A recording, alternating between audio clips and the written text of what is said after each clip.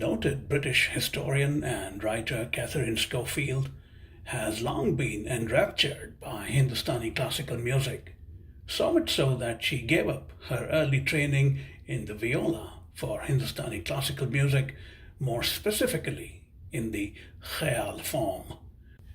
The passion has resulted in her latest book, Music and Musicians in Late Mughal India: Histories of the Ephemeral 1748 to 1858.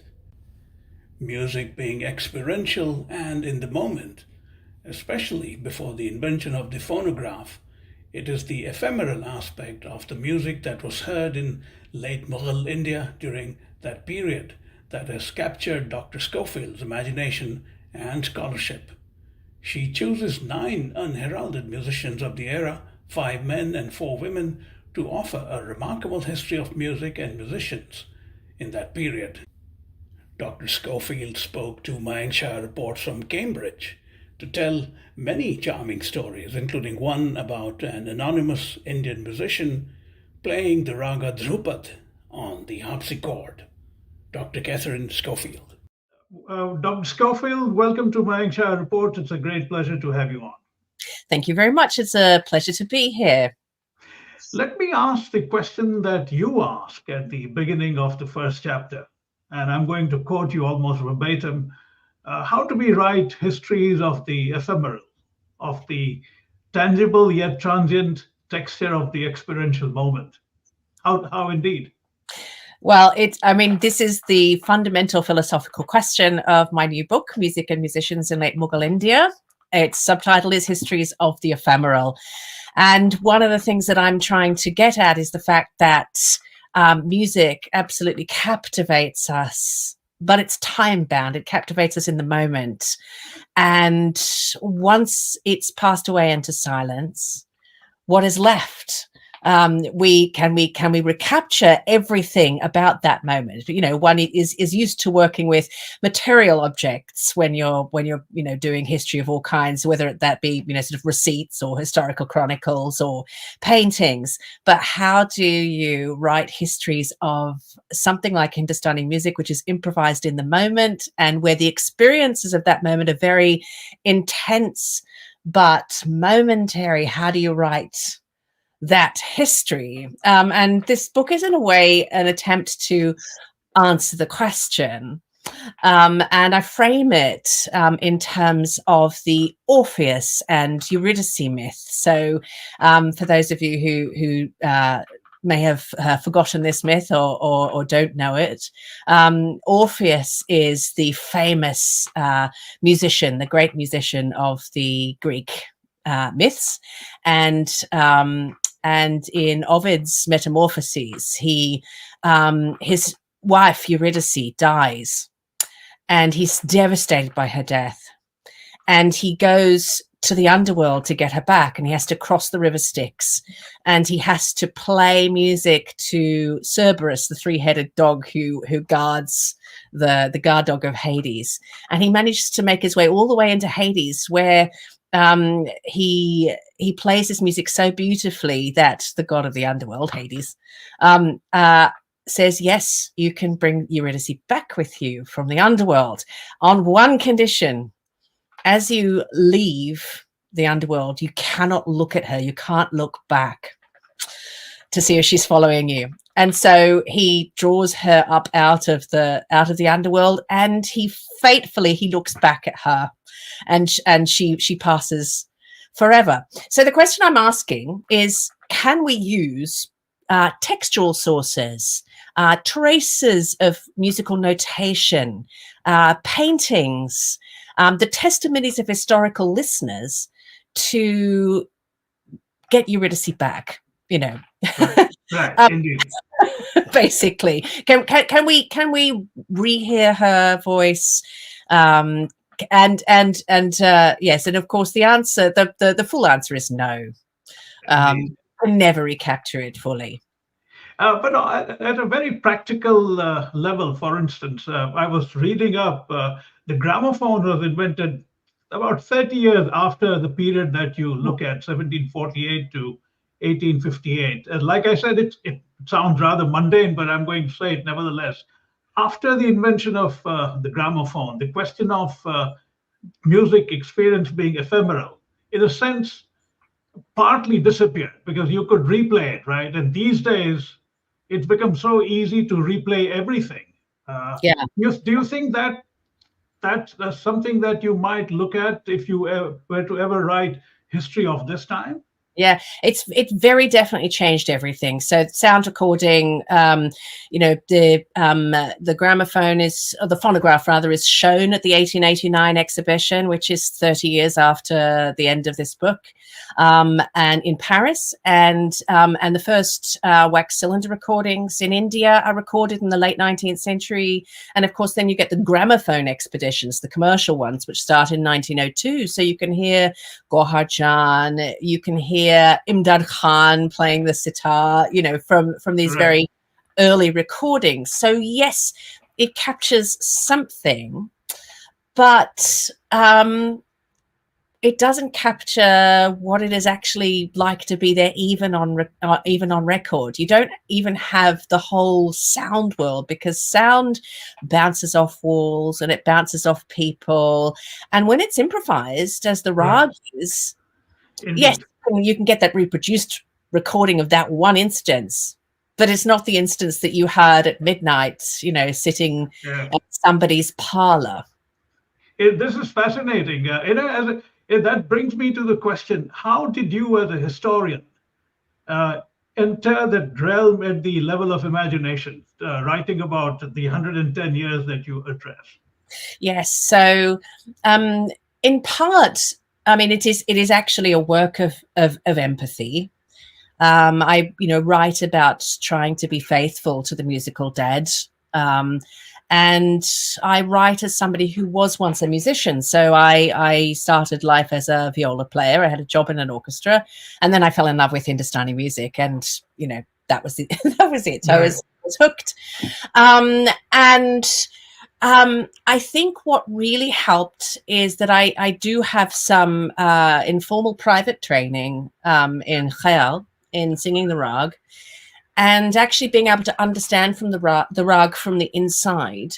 You can actually begin to, some of these, a lot of the technical treatises have notations that by the time you get to this period are very similar to today's rags. So not identical, but very close. And so you can begin to imagine your way into what it would sound like. And then you pick up on the ways in which listeners wrote about music and what it meant to them. In a sense, what I'm getting from you is there was sort of reverse extrapolation from here now to that period. Yes. And you have to bear in mind that acoustics, as we understand now, did not exist then. I suppose they did not sing on microphones. So it's all using natural barriers and other things to enhance their voice. It's fascinating. Tell me a bit more about that. Yeah, so, and this is something I'm actually very interested in. I'm interested in the spaces in which music was performed. And I've written another piece in my previous edited volume, Monsoon Feelings, about a lost rag called Gornd. And it's not the same as Gorn Malhar. It's a different rag that happened to be Shah Alam II, the Mughal emperor's favorite rag. And he wrote songs in Brajbhasha in this rag to be sung at Mehroli, at the Zafar Mahal, and also at the shrine of Kutubuddin Bakhtiyar Kaki in Mehroli. And of course, you can go to that shrine in Mehroli and you can actually hear the qawwals singing. And the last time I was there, it was Ramzan, so they were actually singing without instruments and without any amplification. I see. And which would have been very close to what it would have been like. So that's something that you can do with, if you know the spaces in which things were sung. And so there's a fantastic music room in the palace at Bundi, for example, which is where, and the walls are covered in Ragamala paintings and paintings of Nayaks and Nayakas and Radha and Krishna and so on. And so you can begin to imagine, once you need to take into account things like what people were wearing, because costumes actually change the acoustic. So do things like, is it the monsoon? Is it the winter season? That changes the acoustic. And the instruments were slightly different. So how might have that worked? I'm really interested in those questions. I don't actually really answer them in this book, but I'd love to move forward with that. The way you were peeling the layers, these details wouldn't strike a lot of people. It's something like the kind of costume that you wear in summer or in winter. Yeah. It's heavier, so the sound travels differently. Yeah. The physics of sound changes, right? Yeah. Absolutely. That's right. It changes very much. And actually so I was a viola player. Any string player will tell you that your instrument sounds different and is different to tune, depending on whether it's wet weather or dry weather. And that's very distinct in India. Right. But also we have these amazing paintings from the early 19th century of the Nawab of Jhajjar and his court. And there's a wonderful one that's in summer where everybody is in very fine white muslin. And his sitarists, he had Rahim Sen and Amrit Sen on his staff.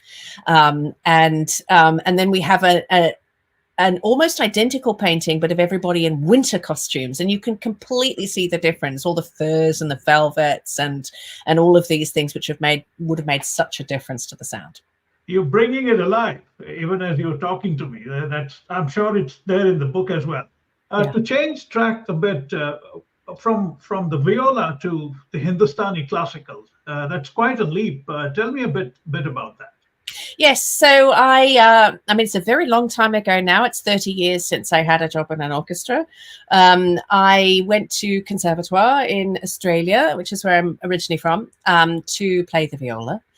And I rapidly realized that this wasn't really what I wanted to do with my life. I found it a little bit unintellectual for me, because you can get to a very high level as a Western classical viola player, and it's still the composer and the conductor telling you what to do. And I just found Hindustani music, the idea that it is the musician who is also the composer and the performer at the same time, is the intellect behind the sound, just incredibly appealing. And I switched lanes and I went to the School of Oriental African Studies in London. I was very fortunate that they had a music department there with a wonderful professor called Professor Richard Widdis, who is an expert on Dhrupad. He's written a wonderful book with Ritvik Sanyal, who's a disciple of the Dagar family, on Dhrupad. And yes, I've really never looked back. That was just incredibly compelling to me. But the other thing that was really compelling was that the stories that musicians tell about their lineages and how their lineages, stretched back to the Mughal court. Right. But also the stories that, more modern people tell about the Ustads, about them being illiterate, for example. Right. And one of the reasons why the period that I look at has never really been studied historically in the way that I've studied it is because people didn't think there was anything written down, because if the musicians are illiterate, they're not going to write anything down, are they? Right. And it turns out that actually they weren't illiterate. A lot of the main lineages of musicians were highly literate in Sanskrit, Prajpasha, Persian, later modern Hindi and Urdu.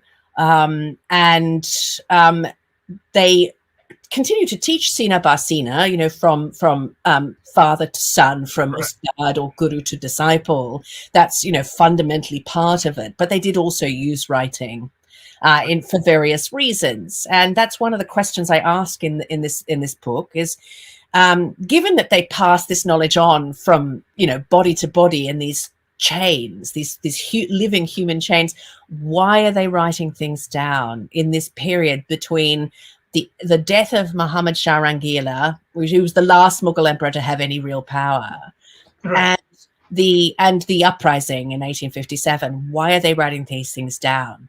And I mean, the obvious answer is that for the first time, in the middle of the 18th century, the imperial musicians scatter all over India, and they go to Lucknow, and they go to Jaipur, and they go to Udaipur, and they Hyderabad, and to Gwalior, and all over the place. And if you're a very, very long way away from your uncle, who is the main person who remembers all the songs, you can't say, Uncle Jafar, I can't remember the second verse. Can you please remind me? Write it down. Yeah. Or can you please remind me how we are related to Sadarang? Right. You know, you can't, you know, that stuff is really important to remember against loss. And so that starts getting written down in this period by hereditary musicians, but also by their disciples who were minor noblemen and so on. Right. The period of 110 years from 1748, what was the rationale behind that? Yeah, so my previous work had actually been on the earlier material and on the 17th century. So the 17th century was when the canons of Sanskrit music theory really became written down in a new medium, if you like. So they start being written down in Braj Bhasha and Persian. Persian being a completely non-sectarian language, which everybody used. It was the official language of the Mughals, but the Rajputs used it, the Marathas used it. You know, the East India Company used it until 1837. It was the official language for that long. We forget how important Persian was as a language. And so it moves into these two new vehicles to serve the needs of new connoisseurs who don't necessarily read Sanskrit, but who want to, they want to listen to the ragas in the right way, because it's critically important to listen to each raga at the right time of day or season of the year. Otherwise, it could make you sick. I mean, they really did believe that they had supernatural powers, the rags, and for good or for ill. And so you need to listen to them at the right time. So this knowledge was really important to being a connoisseur. So I worked on the 17th century and just found a huge number of sources. And in the mid 2000s, a number of history books about Hindustani music and Carnatic music actually started being written about what happened under colonialism. And a lot of these books assumed that there were no sources before the 1870s, which I knew to not be true. And they also assumed that colonialism had a really outsized impact on both Hindustani and Carnatic music, that really these are colonial inventions. Or colonial era. Not invented by the British, but colonial era inventions. And some of the 17th century, so the things that rose to prominence in the 17th century, like Dhrupad and Khayal, they remain the icons of the most serious classical music all the way through the colonial period. And things that were regarded as trashy, like tamasha, continue to be regarded as trashy all the way through to the 20th century. Or not trashy, but you know, something that you listen to in the bazaar. Right. It's beneath a rarefied, sophisticated society. That's right. So these differences, you know, they're still there 300 years apart. And I just thought to myself, this cannot be the whole story. So I thought what I would do is focus on the transition between the Mughal Empire and the British Raj, because of course the East India Company comes in. I mean, they've been there since 1600, but they really only begin to gain serious power in the middle of the 18th century. You know, we all know about the Battle of Plassey in 1757 and the notorious evil Robert Clive. And then the Battle of Buxar in 1764, which is when the Mughal Emperor actually gives the right to raise revenue in the state of Bengal to the British, to the East India Company. But sometimes we forget that actually after the uprising of 1857, in 1858, the British Crown decides that the East India Company has made such a disgusting mess of everything that they kick them out and take control directly, Right. essentially. And so it's really that period, it's between the death of Muhammad Shah Rangila and then the imposition of Queen Victoria on the throne in 1858. Right. That's and just asking the question, so how do things change in this period? How do these systems of knowledge interact? How are Hindustani musicians interacting with European patrons? How are European patrons considering this? But also, let's just ignore the Europeans entirely and look at what's actually happening, within these, sort of late Mughal cultures in Awadh, in Hyderabad, in Jaipur. Right. Um, During that period, you focus on 5 men and 4 women, which I found rather striking. How did you? I mean, it's very specific. Yeah. Unfortunately, I don't know the names. I'm sure you do because I don't have the access to the material. Sure. Tell me a bit about the selection and the fact that there were 4 women in that era. It's quite remarkable. Yeah. So, I mean, this of course is the era when the courtesan becomes really important, and we have new waves of courtesans coming through from the northwest. And by the time they'd arrived in the Doab, they'd miraculously all turned into Kashmiris, because Kashmiris were meant to be much more beautiful and sophisticated. But most of them were actually from Punjab and from Afghanistan. So, the occasional Kashmiri, but they're very, very versatile, and so a lot of these women were coming through. But there were a large number of traditional courtesans from North India, and particularly what were known as the Kanchani at the Mughal court. But this really is the period in which we start getting large numbers of stories about musicians, and this is one of the genres that I focus on in chapter 3 of the book is a genre called the Tazkira, which means remembrances, lives, and on the lives of musicians. And I chose the lives of the musicians I found most interesting because of the particular stories. I'm just, holding up a picture. Beautiful. It's lovely. Man on the front cover.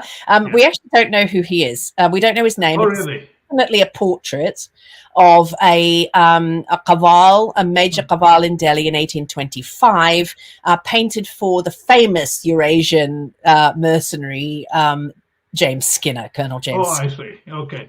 But so the first chapter focuses on actually stories that are told in the middle of the 18th century about a 17th century musician who was the great grandson of Tansen. His name was Khayal. And he is blamed in this story for supernaturally putting Shah Jahan into a trance, because he was Shah Jahan's chief musician, and getting him to sign a piece of paper which meant that it doomed Dara Shikoh to death, to defeat by Aurangzeb. So Khushal Khan is blamed for the war of succession going to Aurangzeb, which is it's quite a fun story. It's about the power of music. The supernatural power of music to actually make or break kings. It's a really important story. And I talk about the fact that I think it's working as a cautionary tale in 1753 when it's written down, because we're just about to have Imad al-Mulk on the throne, who he's the one who murders Aurangzeb II, Alamgir II, and brings the Marathas in. So, but actually it's Abdali who wins that particular battle, the 1761 Battle of Panipat. So that's the first one. The second one is about 2 rival musicians at the court of Muhammad Shah Rangila. One, of course, is Firoz Khan Adarang, very well known to aficionados, Sadarang's nephew. And the other was his rival, who nobody knows about anymore, called Anjabaras Khan, who was a direct descendant of Tansen. He was one of the chief musicians of Muhammad Shah's atelier, and we've forgotten all about him, but there's a huge number of stories about him written in his own time. So I'm talking about the rivalry and then how these musicians scatter all over India. The third chapter is the first one that picks up on one of these courtesans. Her name's Khanam Jan. And she starts out, we first hear of her in the British cantonment in Kanpur, but then she makes her way to Lucknow, where my second woman musician, a woman called Sophia Plowden, who's an English woman, she's a memsab. So this chapter is called The Courtesan and the Memsab, writes down her songs. And it's here that we get the first really clear notations of what these tunes may have sounded like, or what they sounded like to European ears. Right. Because she wrote them down in staff notation, but she also wrote them down she also had the texts written out for her. But this is also a really fun time for Indian musicians as well, interacting with Europeans. I just want to read you a little bit. Please. So this is from the courtesan and the memsab, and this is a completely anonymous male musician, hereditary Kalawan. So we don't know who wrote the treatise on the Hindustani rhythmic system, now designated Oriental Manuscript 585, number 4 in the Edinburgh University Library, nor do we know precisely where he was working or for whom. But in 1788, in Lucknow or Benares, or maybe Patna or Allahabad, one member of Anjabaras Kalawan lineage was engaging musically on apparently convivial terms with Europeans. They write in books of music, he enthused. They have another instrument of the string family that is extremely fine and noble, named the harpsichord. So inspired was he after playing this marvelous instrument that he gave the date of his treatise as this chronogram, which I'm about to recite, according unusually to the Christian calendar, along with the customary al-Hijri date. So I'm going to read it out loud because it resounds joyfully. Okay. Tanana, tanana, tanana, tanana, tanana, tanana, tanana. Tanana, tanana, tanana, tanana, tanana, tanana, tanana. Flute, harp, violin, fife, organ, harpsichord. Oh, how lovely. So the first line set to this metrical groove that, using the new notation our musician had just borrowed from Perso-Arabic music theory to overhaul how we wished Hindustani tals to be understood and written down in the modern era.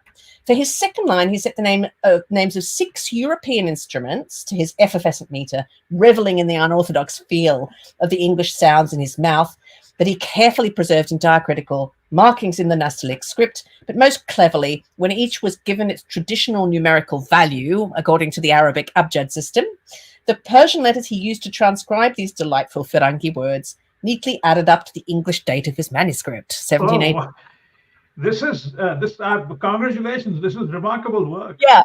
I don't know how you've done all this. It's extraordinary. I'm struck by it. Yeah. It's just amazing. So these little stories just fall out of these manuscripts all over the place, and they're just wonderful. And he goes on to have this very lengthy description of the harpsichord, which is actually really accurate. And he'd played it, and not only had he played it, but he played Dhrupad on it. Oh, I see.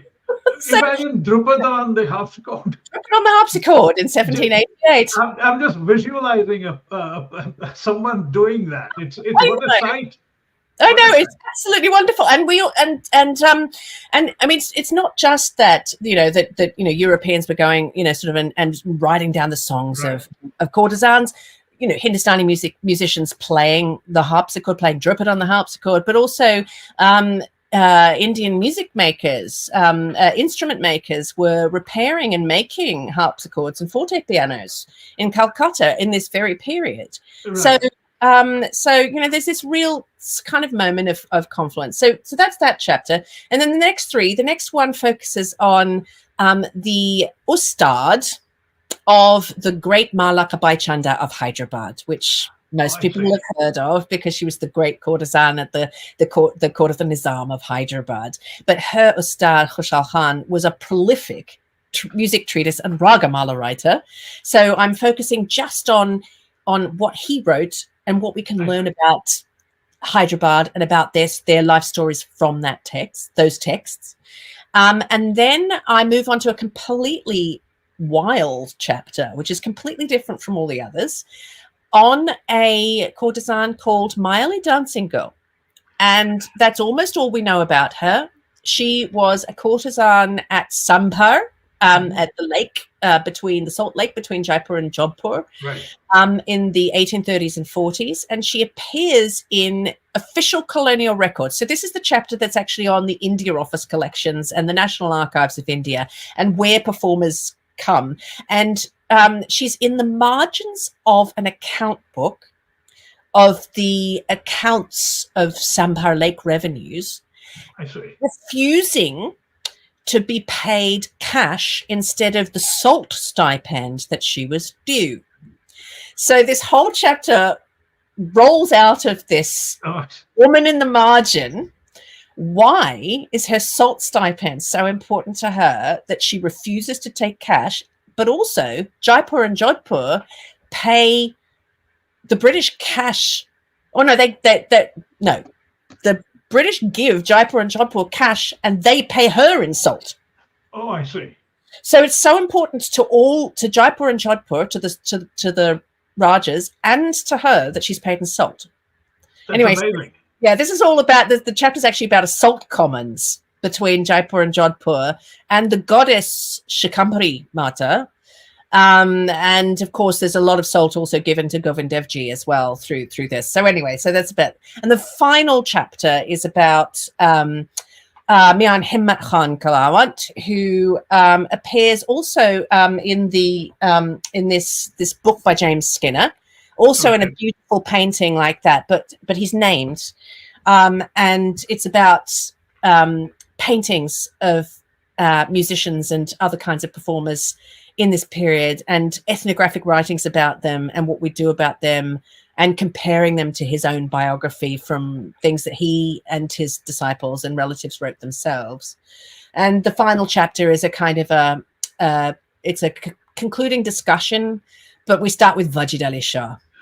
Oh, yeah. I'm glad you mentioned him, because I was about to ask you about. I watch Shatranj Ke Khiladi randomly all the time. Every few days I watch it from different places. Yeah. The idea of Utram, fascinated by Wajid Ali Shah's ways. It's such a tense dynamic, right? I mean, it's fictionalized, but tell me. I mean, since you talked about it, tell me it. Yeah. Oh, it's so brilliant. Shatranj Ki Khiladi is a brilliant film, and actually, of course, one of my other favorites is Joseph Bush, of course, with that wonderful sort of mehfil. But so Wajid Ali Shah, was this incredible impresario of music, dance, theatre. He revolutionized the singing of the Marsiya. And those the Shia genres. He revolutionized the singing of Tumri, although he wasn't the first to perform it or write it or have musicians singing Tumri, but he it became a genre synonymous with him, with, of course, the emergent Parsi theatre. Indra Sabha came out of his court. Just the first writings on what became known as Kathak dance actually are in his music treatise, which he wrote in 1853, called Sot al-Mubarak, the blessed sound and blessed song. That first descriptions of gut nikas are in there. So just this incredible entrepreneur. But of course, the British despise him for it, and they write all these incredible things about how debauched he is, because he marries all these women and he spends all his time with musicians and dancers and so on. But if you think about it as about the sovereign power imbued in the rag from the Mughal period onwards, this is the last space in which he can actually be the king. It's the last space where he can exert his sovereignty, because the British have taken over everything else. He can't exercise lawmaking or sort of any of these things, because the British won't let him. So they keep saying, oh, you're so debauched, but they won't let him do anything else. And so that's why he spends his time doing it. And when he is sent into exile by the British in 1856, and they dethrone him, the people of Lucknow follow him out, and legendarily singing the Tumri Babul Mora. Right. And it is actually Awadis who fight the hardest against the British in the uprising just 1 year later because of this insult to their king. They still saw him as sovereign. So there's this really, there's this interesting tension there between his incredible engagement with music.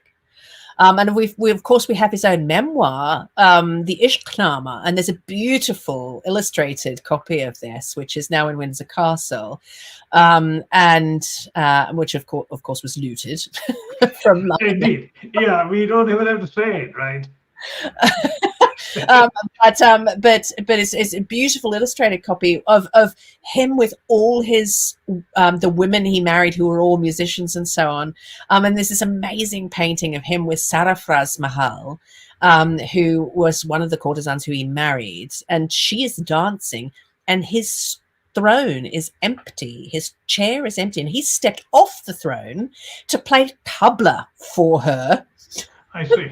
And directly behind him is his favorite, Ghulam Raza, who's known for the Razakhani gut, this sitar player from Rampur originally, right. Who then, after all of this, ran off with Sarafraz Mahal. So all this kind of stuff, These are such remarkable stories. Yeah. Maybe there's a book sitting there right there for you on Wajid Ali Shah at some point. Yes. Well, actually, I don't need to do it because there's a wonderful new book on Wajid Ali Shah and his music and dance and performing arts patronage by Richard David Williams. It's published by Chicago University Press, and it's called The Scattered Court. Oh, I must check it out. Yeah. He looks not just at the court in Lucknow, but also in Metyaburj and what happens in Calcutta up until Wajid's death, and then after that as well, his legacy. So phew. Just last question, Doctor. Sure. You mentioned the fact that the period that you look at coincides with relatively less consequential Mughal rulers, Yes. because the empire was fading. Yes. But these rulers followed 222 years of the Mughal rule that started with Babur. Yeah. I'm especially interested in the Akbar-Tansen dynamic, how that might have embedded music and musicians as part of instruments of statecraft for the Mughals. Yes, that period is hugely important, and it's clear that even by within his sons and grandsons' time, that period is being looked back at as the moment of foundation and consolidation of raga-based music at the Mughal court. So it's important to remember that the Delhi Sultanate goes back to the late 12th century, and that the sultans of Delhi all had Hindustani music at their courts, or raga-based music. It wasn't known as Hindustani music then, the ragas. But Babur was only emperor for 5 years, and he came with his Central Asian musicians and so on. So he wasn't really interested in rag. Humayun, of course, spent most of his reign in exile in Iran. So it's really Akbar who comes in, and for him, this becomes the music that he loves. And it's Abul Fazl, Akbar's great ideologue, who writes the first chapter on music in Persian for the Mughals, which becomes this foundational text that then gets repeated in all these later texts as the kind of this is the canonical information. Right. This is what you need to know. This is, and then it's quite clear from Abul Fazl's chapter on Sangeet, which is in the Ain Akbari, that this was Sanskrit Sankita Shastra that is not just there as a kind of a theoretical frame, but it's being mediated to him through performing musicians, including this great stable of musicians from Gwalior. So Tansen and his colleagues and sons. Right. To conclude, you write, and it really struck me, and I'm quoting you here. You say that even before the Mughals arrived, ragas were already richly aestheticized objects of erudite connoisseurship associated with India's courtly and literate social classes. Yeah. Now, that's a remarkable observation. Tell me a bit about that before I let you go. Yeah, sure. So, so in the late 15th century, we have this incredible conflation of the this is the century after Timur comes in and Right. sacks Delhi in Right. 1398, and we get these independent sultanates. We get the Tomars in Gwalior, and we get the Sharkis and Jaunpur, and we get the Rajas in Mewar, and we have a number of and the sultans of Gujarat, and we have a number of really important music treatises written in this period, not just in Sanskrit, but also in vernacular languages, like the vernacular language of Gwalior, which some people call Madhya Deshi, but it's it's like Braj Bhasha, and these are really the one that's done in Gwalior in particular. Rajaman Singh Tomar says, "Okay, we are going to bring together all the experts, and we are going to decide on which ragas go with which raganis, and we're going to have an official canon." And he sets this all down, and so it's actually all there, by about 1500. Oh, that's amazing. Do you continue to sing? I do. Yes. You do? Largely only to my son.